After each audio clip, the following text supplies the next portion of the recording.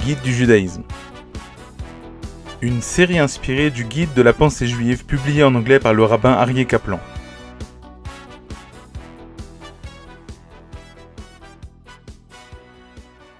Dieu est défini comme le créateur de l'univers, ainsi que le formule la toute première phrase de la Torah qui parle du commencement et de la création du ciel et de la terre. Ou comme le dit encore le prophète Isaïe, « Je suis Dieu qui a fait toutes choses ». En tant que créateur, Dieu doit être distinct de l'univers. Le judaïsme rejette donc le panthéisme, l'idée d'un Dieu qui est également la création ou la nature. En tant que créateur, l'existence divine ne dépend pas de sa création. Le judaïsme rejette donc toute définition de Dieu comme étant une force abstraite, telle que l'amour, la justice ou la vérité. En tant que créateur, Dieu se situe à un niveau supérieur à sa création. On parle à son sujet d'être suprême. En tant que créateur, Dieu est absolument différent de tout ce qui existe.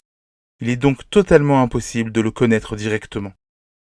Mais si nous ne pouvons pas connaître Dieu, nous pouvons apprendre beaucoup de sa relation à l'univers et de son action. Et même si nous ne pouvons pas savoir ce que Dieu est, nous pouvons parler de ce qu'il n'est pas. C'est pourquoi nous utilisons à son sujet des attributs négatifs. Un des piliers de notre foi est l'unité absolue, parfaite, Shema Israël. Écoute Israël, l'Éternel est notre Dieu, l'Éternel est un. Ce n'est pas un slogan, c'est un commandement fondamental qui s'applique en pensée à chaque instant. L'univers est immense. Il renferme une multitude de galaxies, chacune abritant un nombre incalculable d'étoiles et de planètes. Et il n'y a qu'un seul Dieu qui soit l'auteur et le créateur de tout cela. Au-delà du monde que nous connaissons, il y a encore d'autres univers, physiques ou spirituels, et Dieu les contrôle tous. Comme le dit le psaume, « Ton royaume est le royaume de tous les mondes ». Il est évident à ce stade que cela exclut totalement le concept de Trinité, cher au christianisme. Cette unité parfaite implique également l'idée de simplicité. Si les attributs divins pouvaient être distingués, cela introduirait une certaine pluralité. Il y aurait un seul Dieu, mais aussi sa sagesse, sa force, sa splendeur, et ainsi de suite. Tous les attributs imaginables lui appartiennent, mais il reste pourtant un et unique. Nous l'avons dit, Dieu est bien différent de ses créatures. Faisons une parenthèse. La science mystique du judaïsme, ce qu'on appelle la Kabbalah, repose en grande partie sur 10 manifestations de la lumière divine, appelées Séphirot. Et justement, les grands maîtres de la Kabbalah consacrent beaucoup de leur enseignement à expliquer pourquoi cela ne contredit en rien l'unité divine. Il y a bien 10 Séphirot, mais une seule lumière, absolument unifiée. Nous allons donc entreprendre de décrire Dieu par la négative, à savoir que nous allons parler de tout ce qu'il n'est pas. Commençons par en faire la liste, avant de rentrer dans les détails. Dieu est omnipotent. Son pouvoir et ses capacités ne sont aucunement limités. Il est immatériel et intemporel.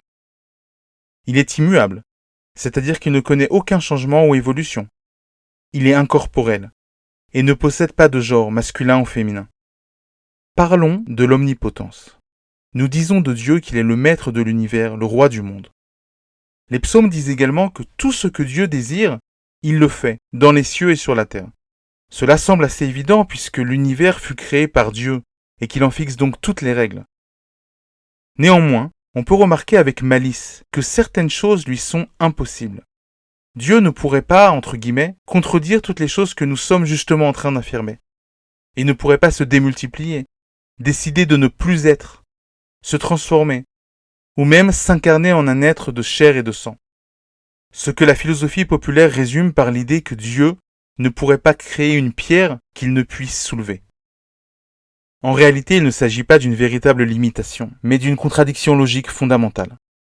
Si je ne peux affirmer que 1 égale 2, ce n'est pas parce que je suis limité, mais parce que cela n'a aucun sens.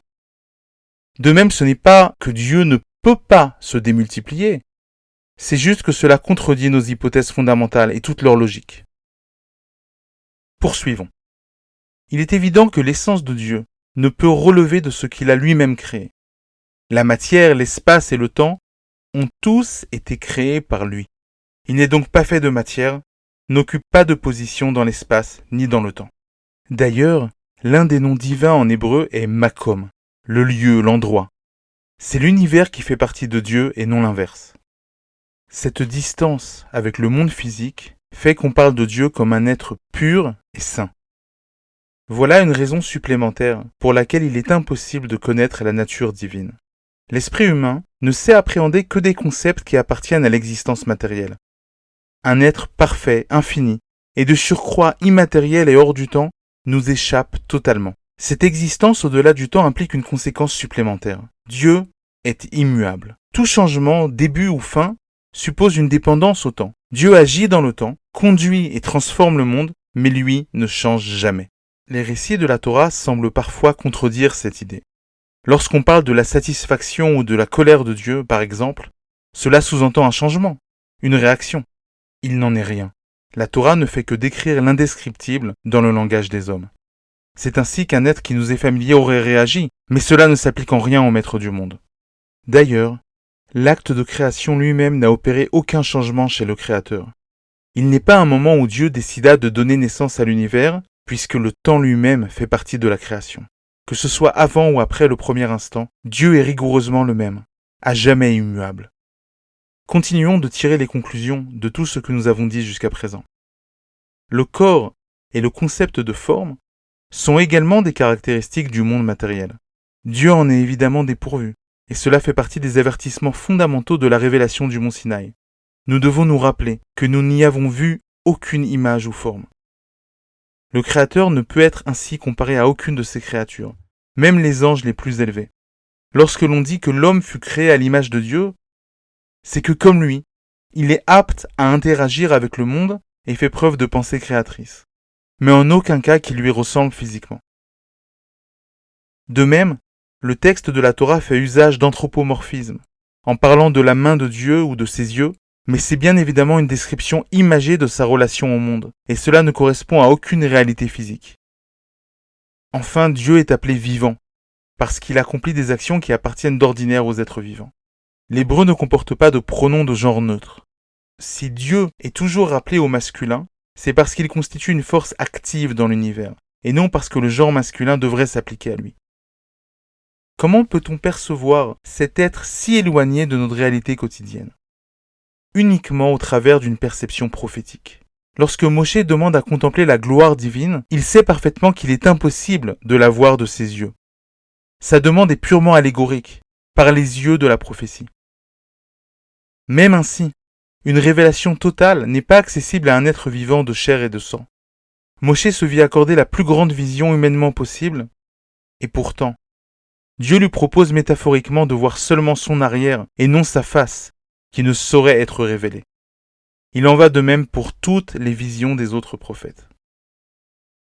Quand la Torah parle d'entendre la voix de Dieu, c'est également d'une expérience prophétique qu'il s'agit. Mais parfois, Dieu choisit de créer une onde sonore qui véhicule son message dans le monde physique. Il me semble que cela fait déjà beaucoup pour cette fois. Le Dieu que nous avons décrit, ou tenté de décrire, nous semble bien éloigné, difficile à comprendre ou à imaginer. Il nous faudra sans doute attendre le prochain épisode pour découvrir à quel point il est présent dans notre monde. Si loin, mais en même temps, si proche.